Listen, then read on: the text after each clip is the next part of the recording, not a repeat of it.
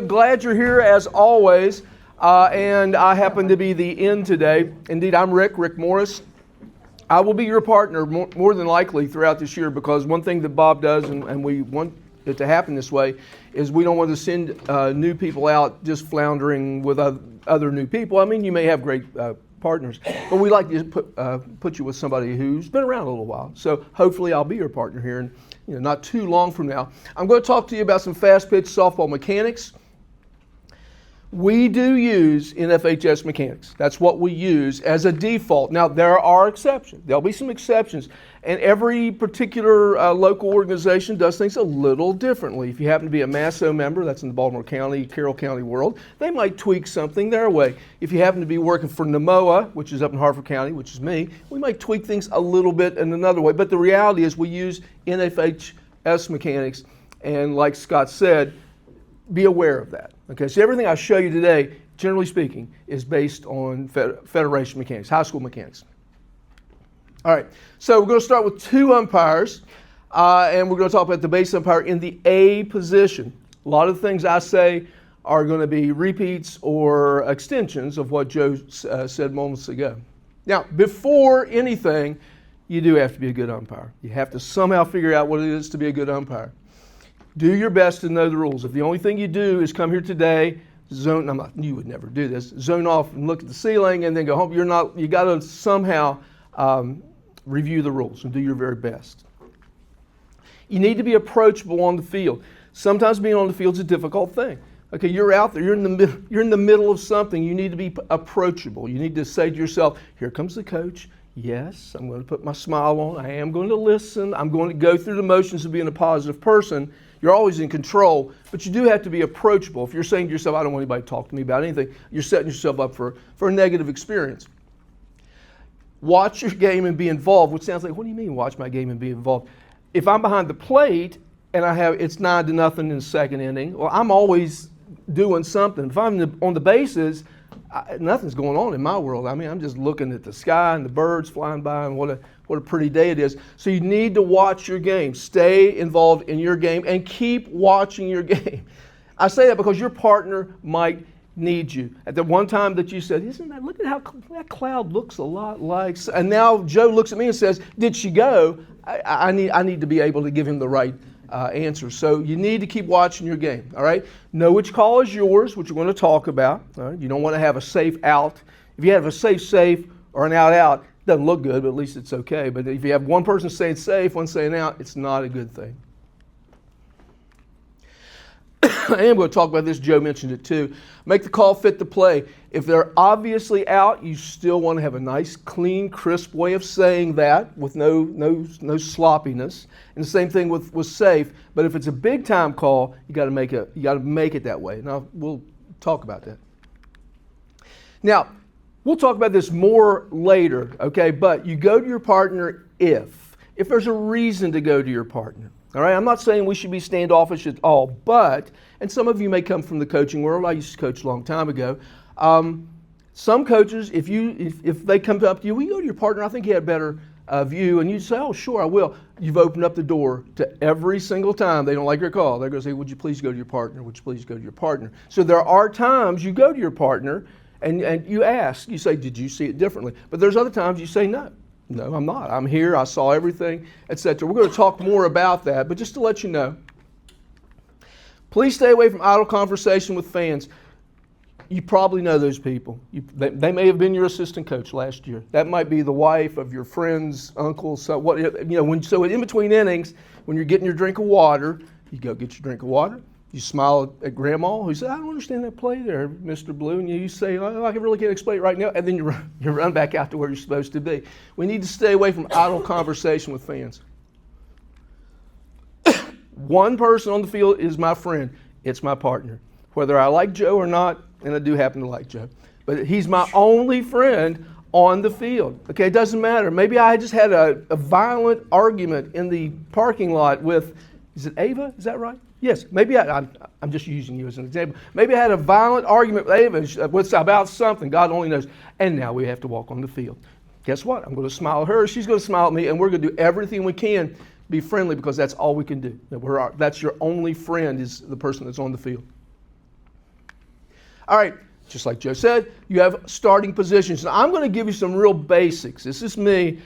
Yes, indeed, you can read the rule books and you can read the mechanics book. By the way, I will say, and I don't have the price in front of me, but if you can get yourself an NFHS mechanics book, which costs $24, and God only knows what the shipping is, it's ridiculous. $25. Yeah. If you get a bunch of people together and get it, it really is a super good manual since we use NFHS mechanics for our U-Trip world. Now, maybe next year might be different.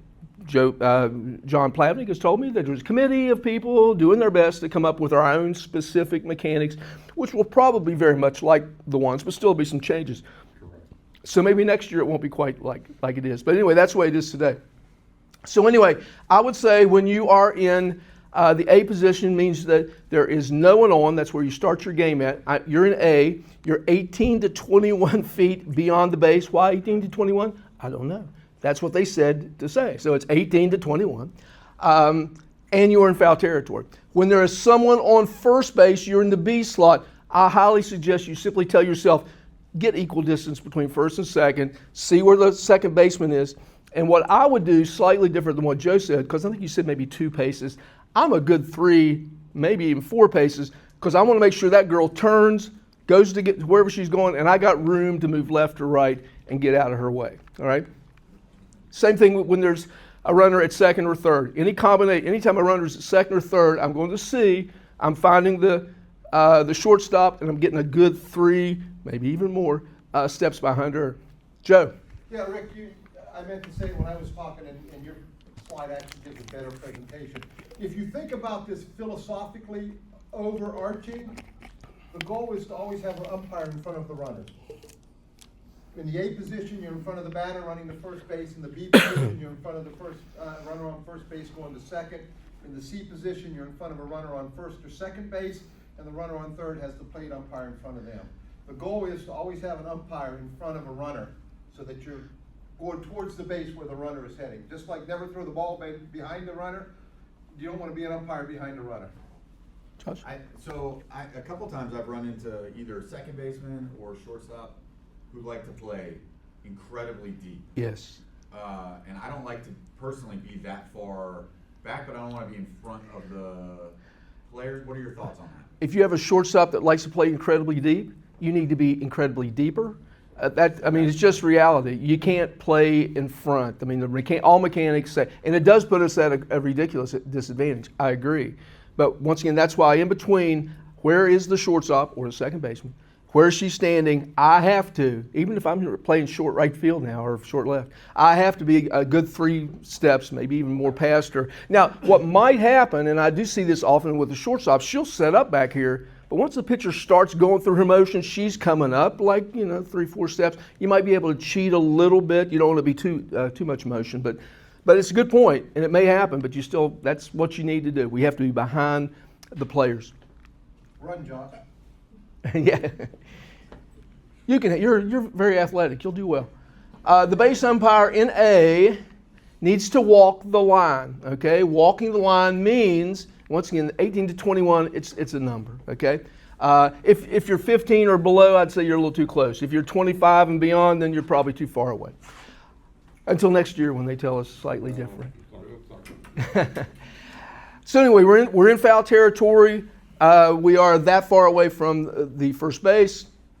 As the pitch is delivered, you need to take around 1 to 2 steps toward first base, staying in foul territory, and we're ready to step into fair territory. Now, everybody is different, and over the years, I've changed mine this way, that way. What I do now, I've done this for a long time. This is not the way, but this is the way I do it. I feel comfortable putting the weight on my right foot. That's just me. It just feels right to me to do that. So when the pitch is thrown, meaning, and I have to time it, I usually get a sense of when she's starting to go down, I will take 1 and I'm about a half a step. I end up kind of like on my toe, ready to move into the infield. Now some would not do that. Some do it slightly different. Some might start with their weight on their left foot. Walking the line is not walking, no, you're not taking a stroll. You're taking like a step and a half, and you're doing it every single time. Joe? And Rick, I do it different than Rick. I start with my left foot back, and this was taught to me by Bill Chatterton, who's one of our UICs. But I step, and I step on my right foot as the final plant. All my players, you guys were taught a breakdown drill. What that does is when I plant here, it gives me the ability to push into the infield so that I can get in the infield if I have to get in the infield. You guys were taught just the opposite, right? You're running down the line, you're going to push with your right foot and go to second if the ball's missed. Same concept. Start back, No.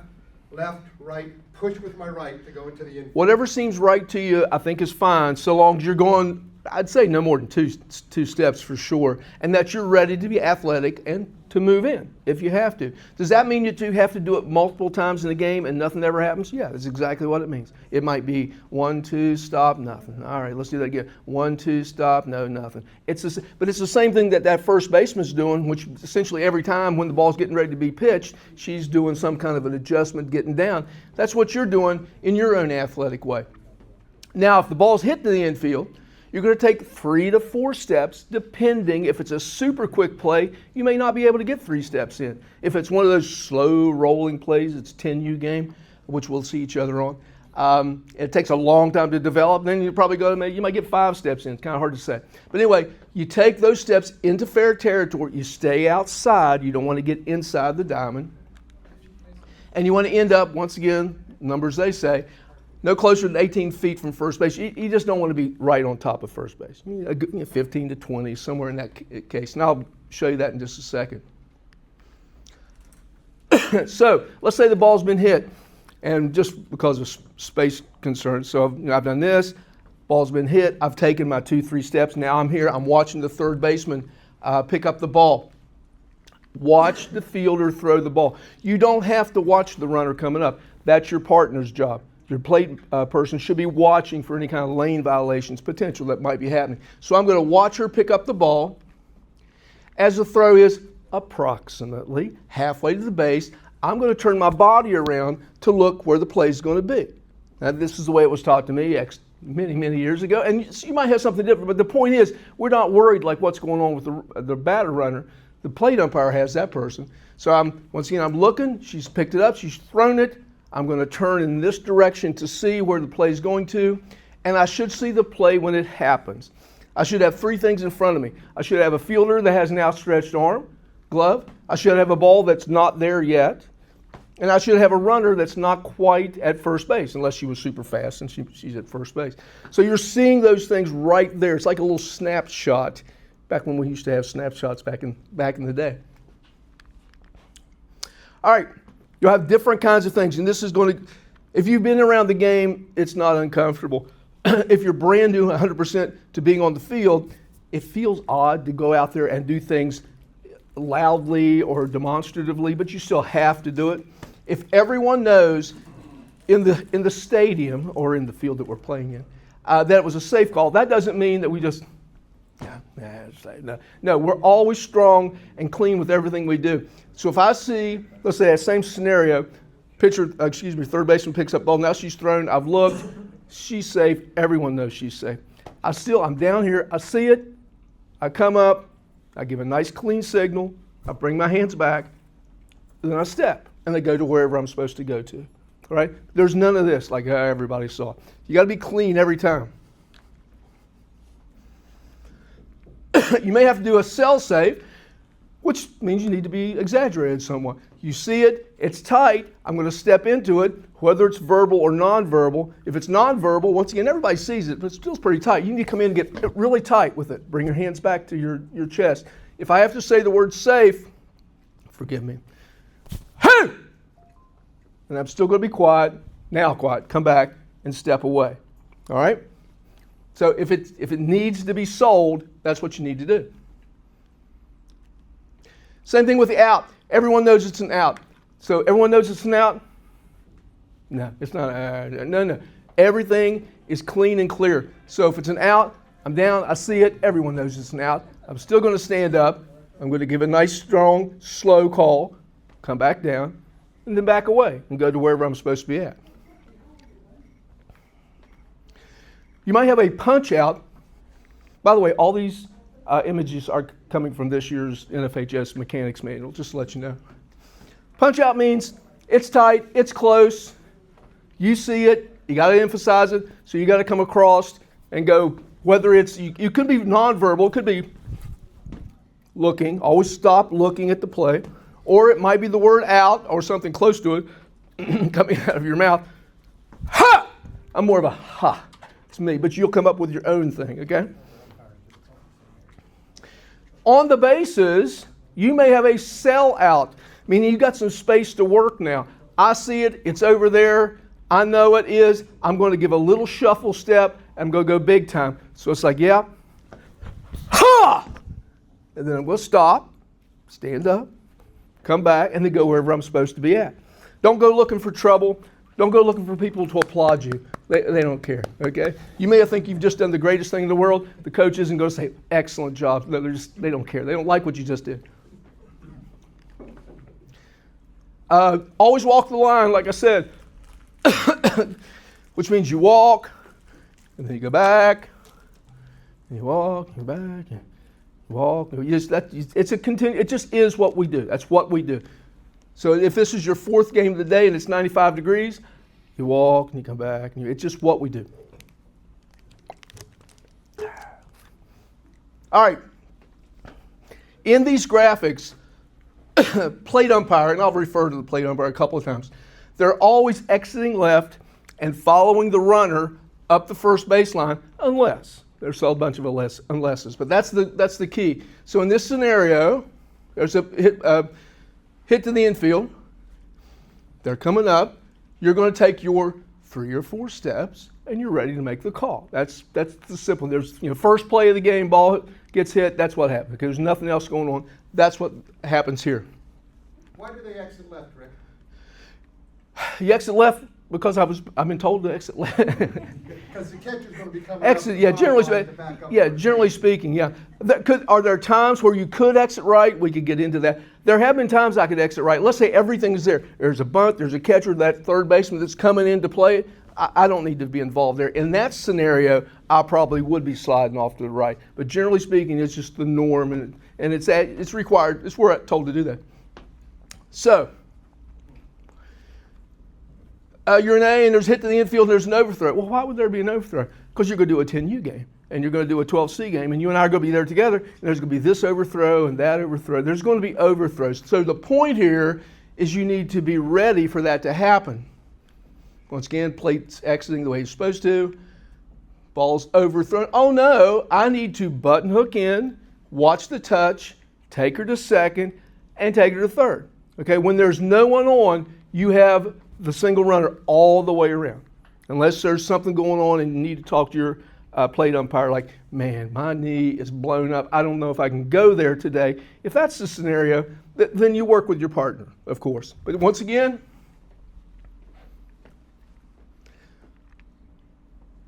whoa. Watch the touch. Maybe there's a play at second. No, there's not. Maybe there's a play at third. No, there's not. But I am going to expect my plate umpire to that point to reposition himself to the far corner of the right-handed box as their primary default position, of which we'll talk because that's not always the case anymore. All right, so if there's a hit to the infield and it's to second base and she's moving to her left, I don't want to walk out. I don't want to walk out where she's coming to me and now I'm walking into the play. If she's coming in, and I'm not talking about deep over here, but if she's pretty close over here, in that scenario, I am going to step into foul territory, stay in foul territory, to make the call, and then if something happens, I know that my plate umpire has second, and I know they have third. And by the time that happens, I'm going to come back home. All right? Now, that's not written anywhere, I don't think so, in any mechanic. How do you feel about that, sir? I feel that's fine. Okay. Sarah wants to do it. Because generally speaking, I think if you read, and hopefully you do, read the mechanics book all the way through and really study it, it'll say that once you've not given up, but once you've said I'm over here, that it's the plate umpire's call continuously. To me, that leaves me as a spectator. I'm just standing here like with nothing to do. So by the time, if it's a 10 game or 12, whatever, it's an 18 game, ball's getting thrown everywhere, I should be down here by that time, I think, if that's a scenario. There's no rule that says that umpires can't talk to each other on the field. So if Right. if, in that scenario, if Rick's at first and he's coming in, I would expect him to be saying something to the plate umpire, I'm gonna have fun. Yeah. Now, I wouldn't go down too early because right now, if that runner's going to second, I still might be needed in some kind of rundown deal. But once she starts going to third, I'm no longer part of anything. That's where I should be walking. And you're right. I should be saying, I got three. I got three, Josh. I got three. All right. Do the right thing. Actually, I'll say this now. I'll say it other times. When I tell you these mechanics, do everything you can to do the right thing. You're going to work with people that don't want to do the right thing. I hate to say that, but there's like, I don't want to do that, whatever. No, I'm telling you what we should do as a group because we push this, okay? Fly ball, right field, and she's moving toward the line. In other words, I'm here, that ball's hit, it probably is out of my sight. I can't see it. It's either directly behind me or I know that right fielder is coming toward the line. If that's happening, you need to go out. Go out, see the catch or see the fair foul, because that's the reason you went out. And if you do that, you are no longer in the play. It is now a one umpire system. You are essentially running out and you're saying, I have nothing to do with any play on the infield. But let's be honest, what did the home plate umpire really have to do here? Okay, they come up, they see you turn, they're going to cut in the middle, they're going to watch there's not going to be a play at first base, probably. So they may have to go to second for a call, but they may have to go at the third, and they may have to really turn it on to go home. All right? So, but it is what the mechanics require. Yes, sir? At what point is position A umpire going to call a foul ball down the line? When you turn and go, it's yours no matter what. Okay. Okay, so you're If here. you don't go, it's the home plate. Exactly right. If you turn and go, the reason you turn and go is because there's a play that's close to the line.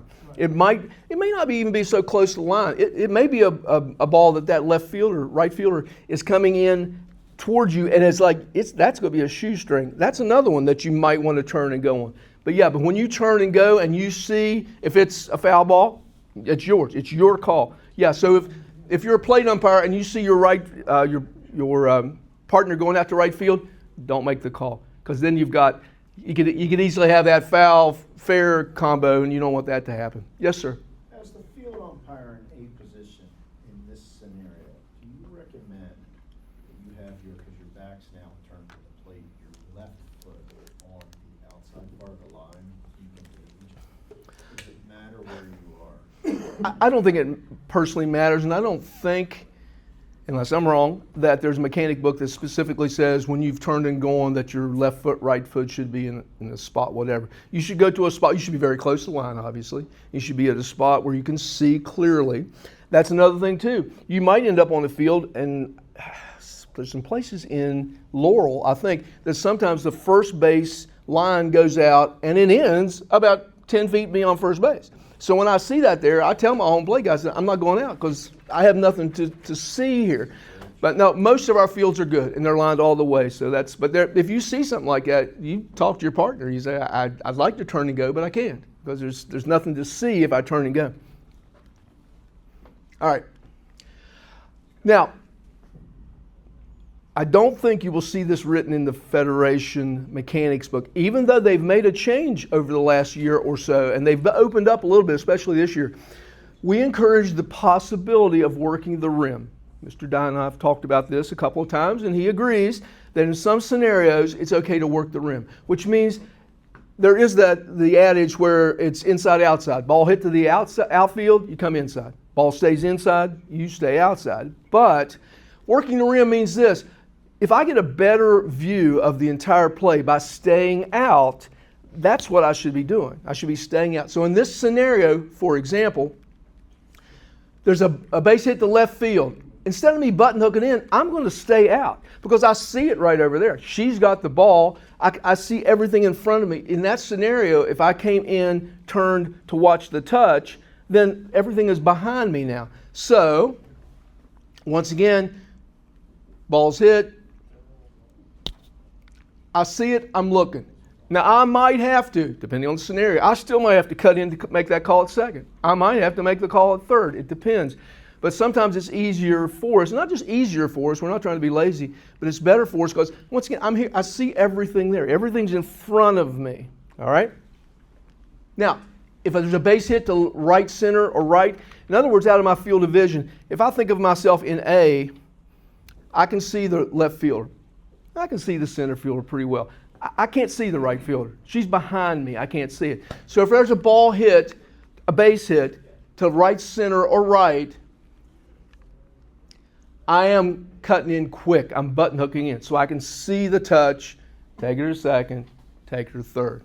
Always knowing that my plate umpire will, in that scenario, will eventually be home to make any kind of potential call there. Okay, so there's a little difference between it. So we use the rim in some cases, but it's not just a guarantee, and it's not the lazy man way out. I know when I was first coming up, that's what it was called. Oh, you're working the rim, oh, you're lazy. No, it just means that you want to see the play. All right, now, base umpire in the B and C position. Once again, if you're in B and C, you need to be in a ready position, which I'm going to talk about in just a second. Some kind of ready position. It's not a ready position. It's not a ready position. No, it's not a ready. You need to look like, just like the player in front of you, just like that second baseman that every time that ball's pitched, she's ready to do something. You need to be ready to do something. So you want to look like that, and I'm going to talk about that. In B, this is where I might differ. Forgive me if I said this before. Yeah, I want to start a few more paces behind second. May I go back? I don't want to tell old stories, but I got knocked down by a second baseman one time. And it was at the end of the day on one of those, this is like 97, and I saw her coming. It's like, I just can't. I can't move. So I don't know which way you're going. I know I'm going down, and I did go down. But a good 3 paces behind, and you'll get to know your players too. Once the game goes, like, that girl, she's slow. She never moves. That girl is athletic. I better be way back because I know she's going to be moving. Same thing over in C.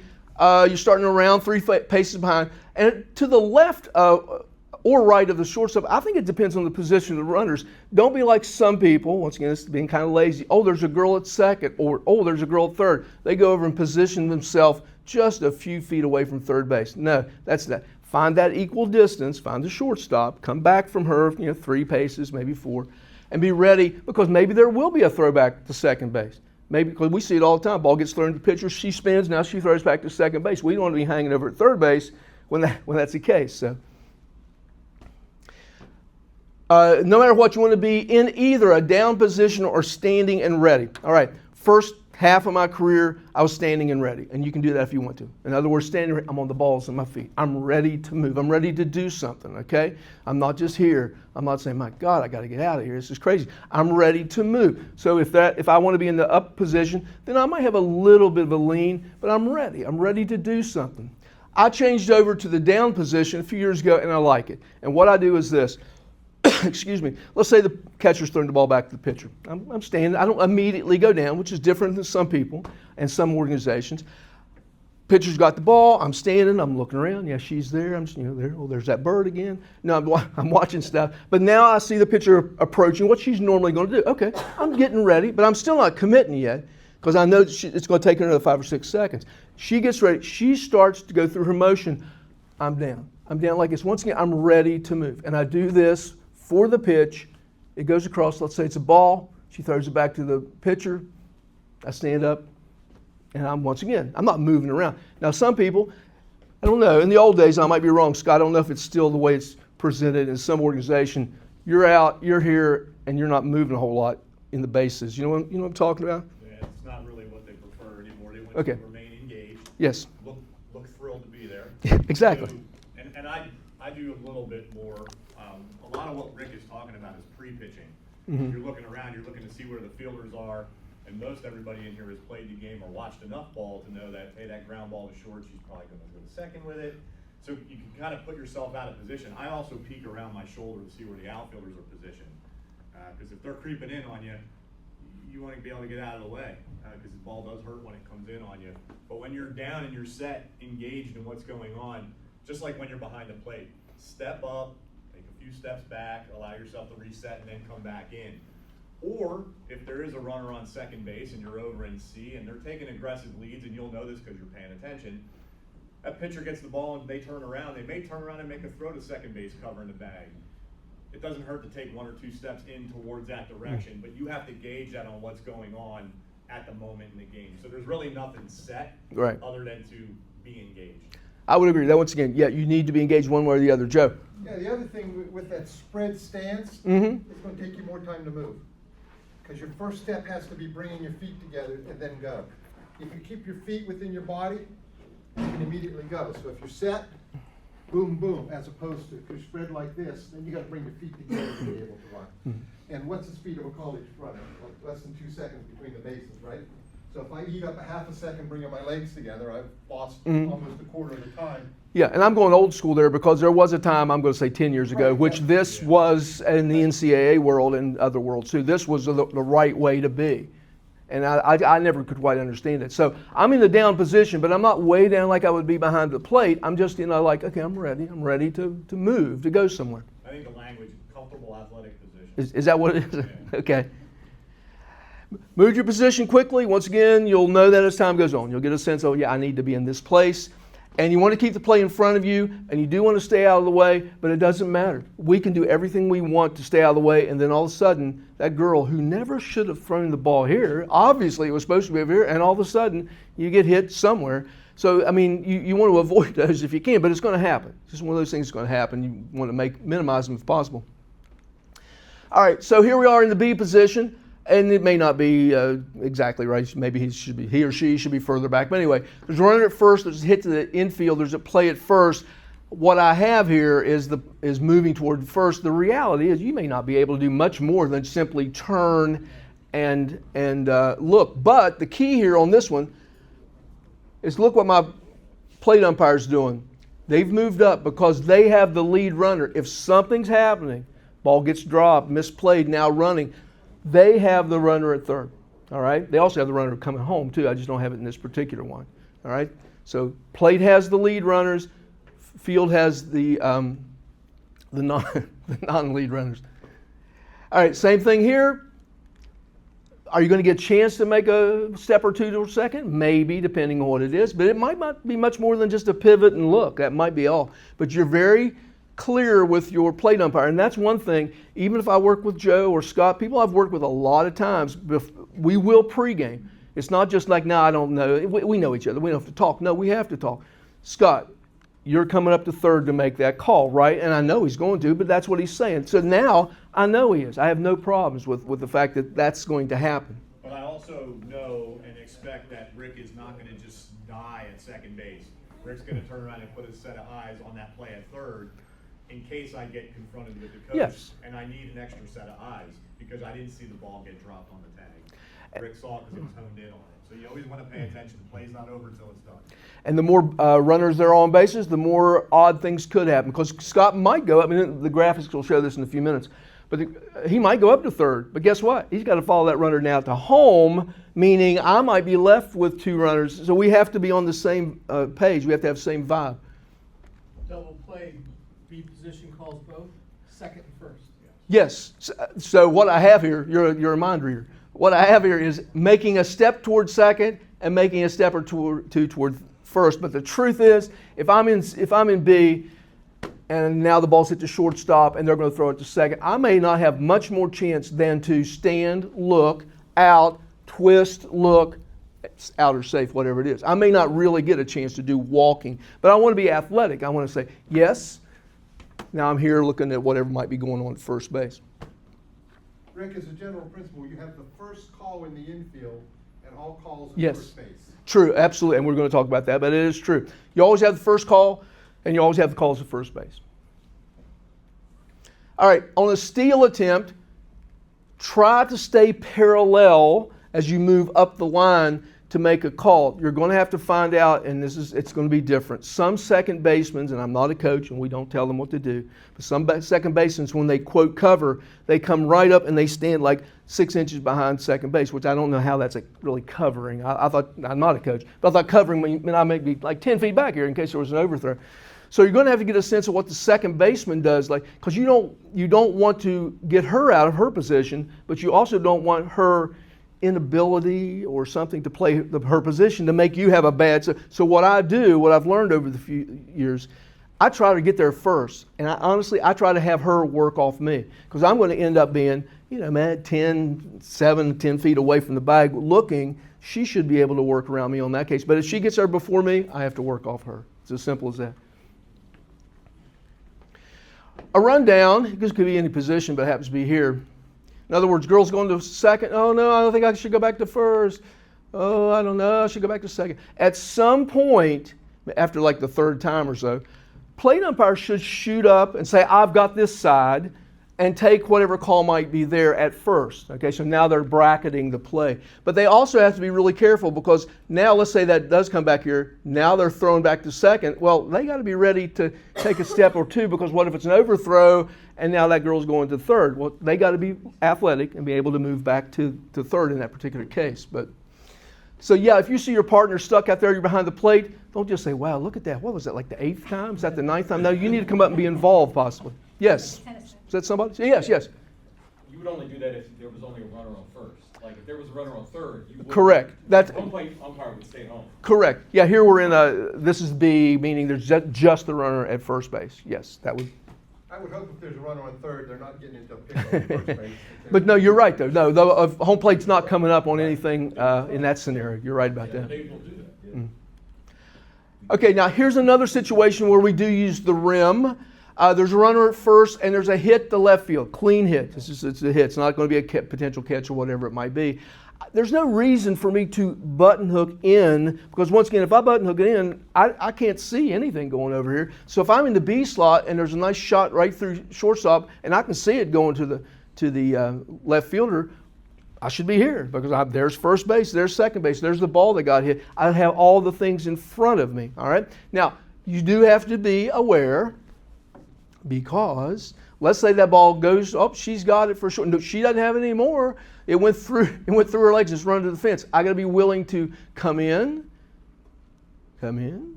make the call at second, potentially take her to third base. Okay, I have to be ready. But that first initial thing for me might just be observation. I might just be saying, yep, I see it.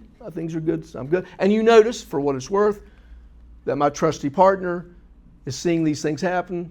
And they're going up third to make the call. But they may have to go back on. So it depends. You're aware of that. All right? So working the rim, basically working the rim means you don't have to button hook every single time. Button hooking probably is the default. Ball leaves the infield, we go inside. That's the norm. But there's times where that isn't the right thing to do. Okay, but if there's a hit to center or right, once again, now it's behind me, and I can't see where that ball's at, I need to shoot in, knowing once again, as always, that my plate umpire is going to have to do what they're doing. But when that's hit behind me, I got to come in. I got to come in, see those two players in front of me, or maybe it's one, make a play at second, take her to third. All right, got to do that. All right, now I'm in C, which means there is some runner at second or third. Some way there's a runner at second or third. I might have a call at first. I might have a call at third. I might have a call at second. I got the first call. No matter what, I got the first call if the ball stays in the infield. It's my call. But you never know. There's all kinds of things that could happen. As I was saying to Scott, the more runners you have, the more possible things that could be going on. So let's say there's a runner at second or third, and there's some simple play at first. All right. The graphic doesn't show you exactly what you should do, but it kind of suggests it. Okay. Once again, I'm going to come in, all right? I'm going to wait, and that graphic's real. I should be coming more in, I believe, all right? But I'm here in C. Ball's hit in the infield. Let's say there's 2 outs, so they're going to go to first base. They feel that's the better play for them. All right, I'm here.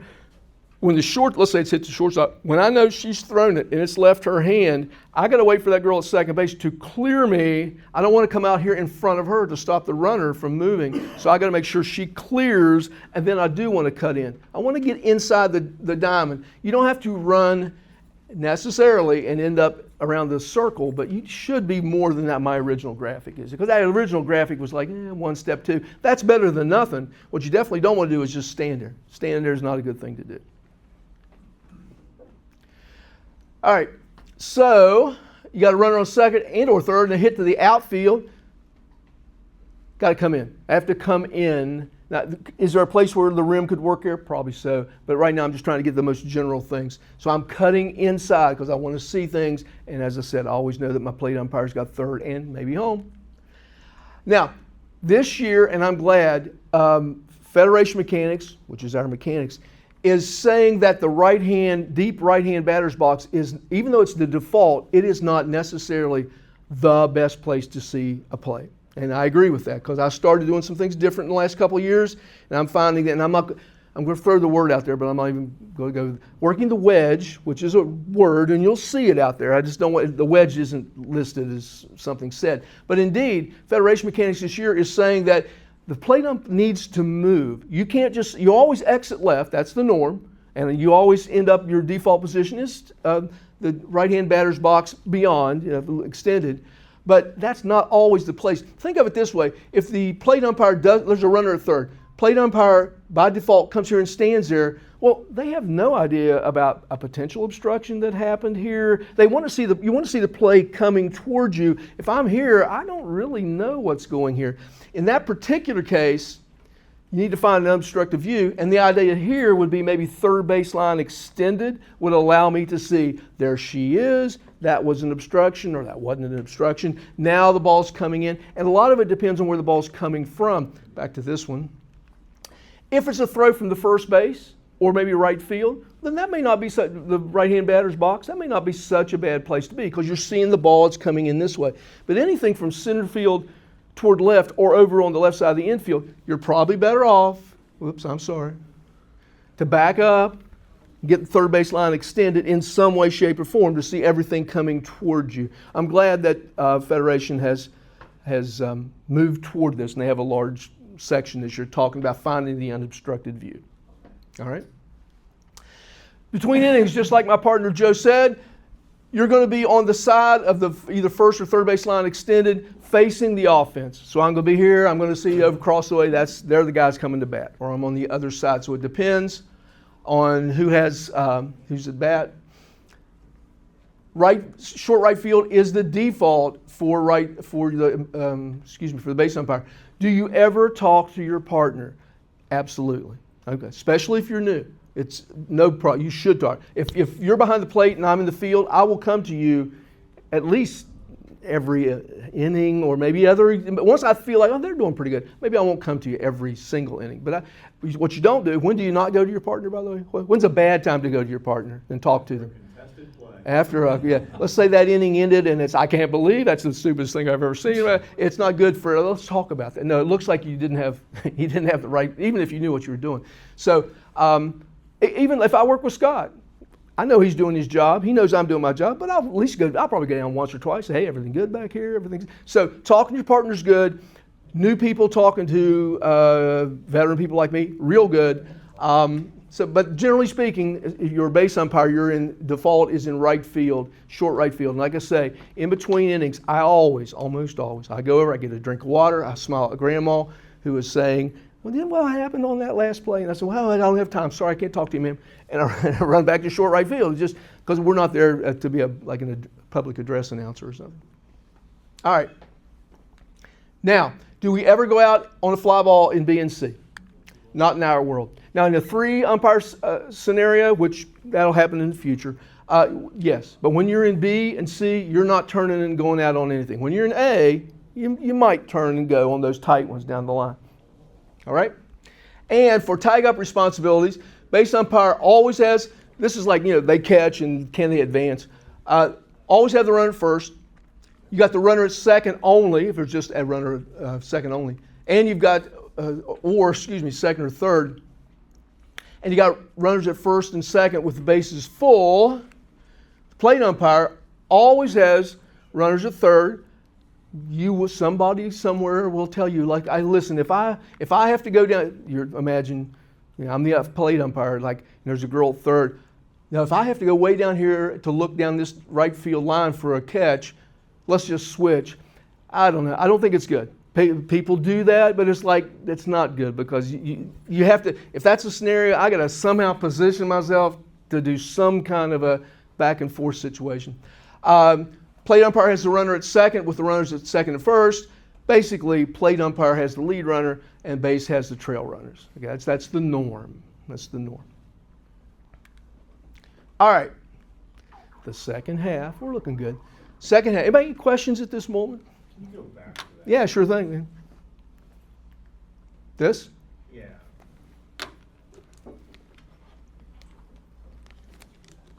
Rick, I know we're talking mechanics, so I don't wanna. No, you're cool. It's good. Are we gonna do obstruction? Yes, but not today. Today's straight up mechanics. And then take a look at the itinerary that Joe sent out. I don't, somewhere along the way, yeah, we'll be talking obstruction, et cetera. Talk about obstruction on that. Okay? On this slide, Rick. Yes. For the base umpire, it's important for the plate umpire to call when it's caught, so you can hear it, because you're watching the tag. You're watching You it have- first. What- I'm not- what is it? I don't feel like the plate umpire should, Okay. but I do know, and I don't know how you feel about it. I don't think by mechanics it states that we should say something out loud. So in other words, no matter where you're at, if you're in the base, you may be in the that's a catch, whatever.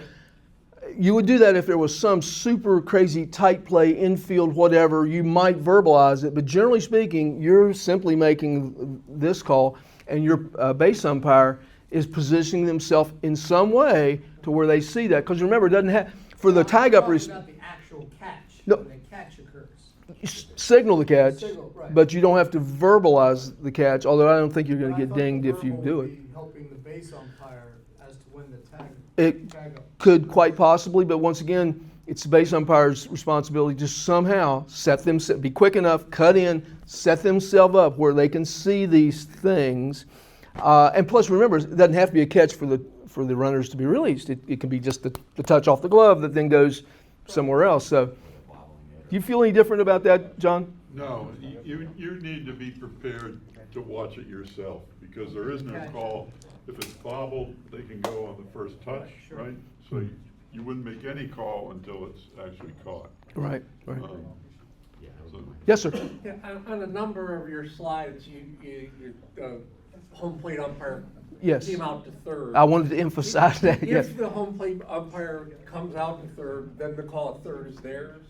Yes. Okay. They- That's- well, because otherwise well- you have the- Well, yes, but the plate umpire shouldn't be coming out to third unless there's two runners involved and they have the lead and the trail runner is the base umpire. But once again, it's not a problem. Okay, let's say it's me. Let's say I'm behind the plate and I just had the most ridiculous knee situation, and I'm just being honest. Like I just don't know if I can shoot up there. I'm going to talk to Scott. Scott's going to be understanding. Scott had a foot problem wasn't that long ago, and he had problems a couple times. He didn't feel like he could shoot somewhere, but the default is for that to happen. Actually, I'm going to do this really quick because I want to make sure to get something across here.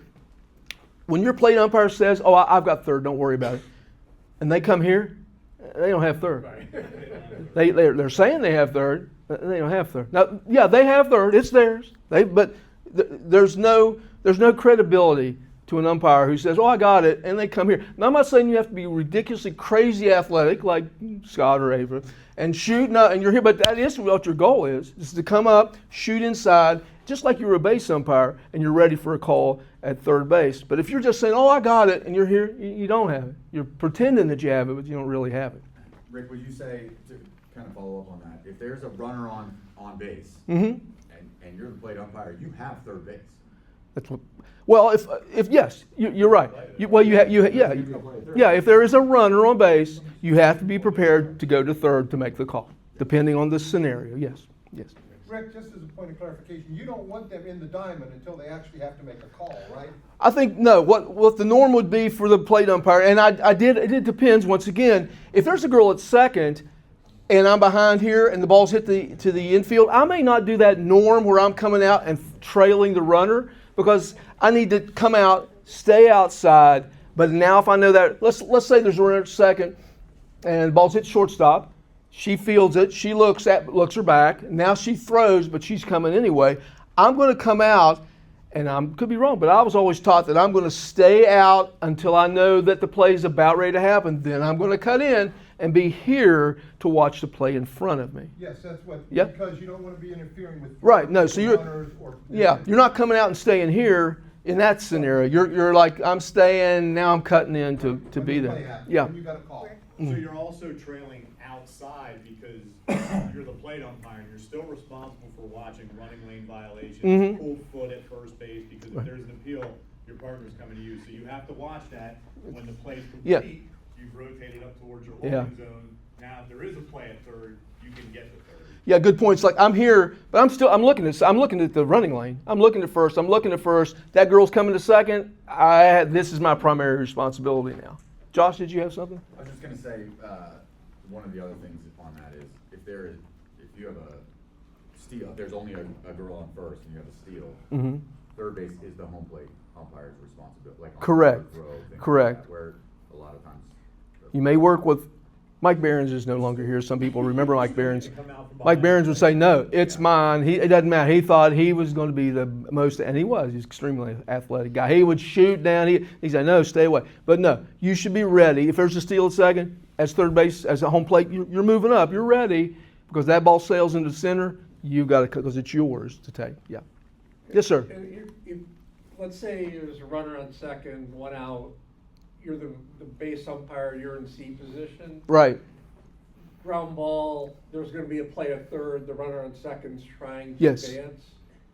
You're in C, is that your call? Yes, I always have the first call of a ball that's hit to the infield. Now, if that ball gets hit out beyond me and now it's left field and they're picking the ball up, it's no longer my, even though that may be the first play, it's not my play because it's exited the infield. It's my plate umpire who's shooting up to make that. Now, that can be confusing at times because there's sometimes, once again, who you're working with. I don't have to go up there, but it's a good point, good thing to think of. All right, I'm going to boom, boom, boom, boom, boom, boom, boom, boom, boom, boom, boom. All right.